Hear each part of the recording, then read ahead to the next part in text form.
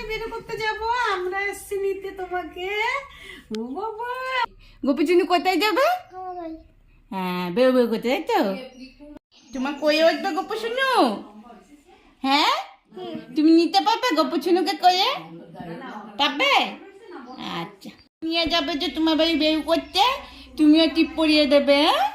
হ্যাঁ, তুমি সাজুগুজু করিয়ে দেবে গপুকে, ঠিক আছে? আচ্ছা। তোমার গোপাল শোনা নেই। মা কই? ডাক দে, মাকে ডাক দে। মা! ওই এসো, এসো না। ওদের নিয়ে এসো।